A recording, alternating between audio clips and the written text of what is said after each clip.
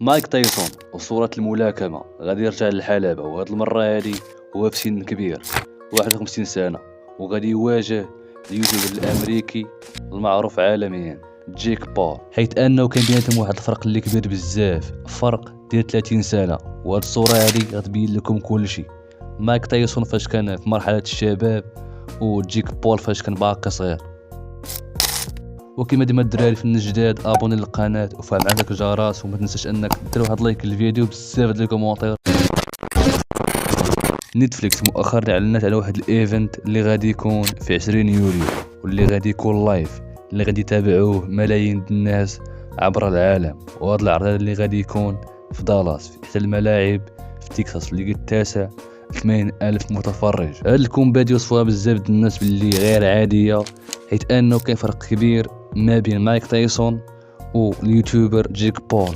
فاللي ما عرفت، جيك بول فهو يوتيوبر امريكي في عمره 27 سنه، واللي مؤخرا وكما دار خوه لوغين بول وكيس اي هو دخل لعالم الملاكمه ولعب 10 نزالات، اللي خسر في واحد واللي كان ضد تومي فيوري. والاغلبيه ديال الفان ديالو كيقولوا باللي انه دوك التسعه اللي غلب كلهم ملاكمين كبروا في السن وتقاعدوا وما عندهم باقي ما يضيفوا للملاكمه.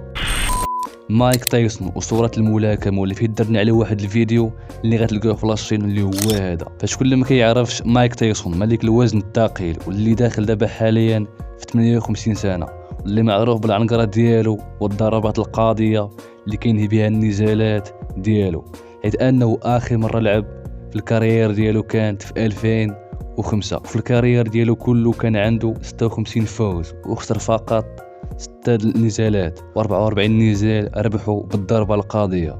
وهادشي اللي خلاه انه يتصنف كأحسن الملاكمين في تاريخ الوزن الثقيل. وكما قلت لكم فراه اعتزل في 2005، ولكن غادي يلعب واحد الكومبا استعراضية اللي انتهت بالتعادل في 2020. مايك تايسون اعتزل، مرض وعيا، وبعض المرات كتخون صحته، وكيقول باللي انه بقوة الضربات اللي تعرض لها في الكارير ديالو من خلال النزالات والملاكمين اللي كان كيلاكم مرض بواحد المرض اللي هو عرق النساء. داكشي علاش بعد مرة غادي تشوف مايك تايسون كيريح في كرسي متحرك.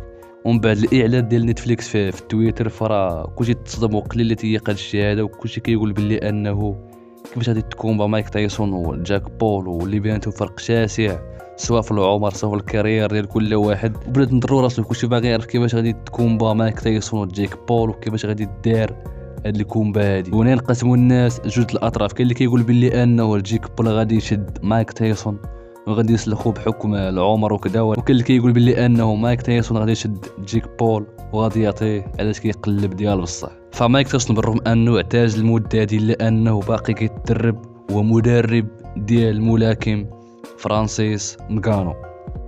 مايك تايسون غا السميه ديالو كتخلع. تخيل معايا يشوفوا جيك بول في الحلبة، فبالرجولة الدراري غير 11 ديال بصح.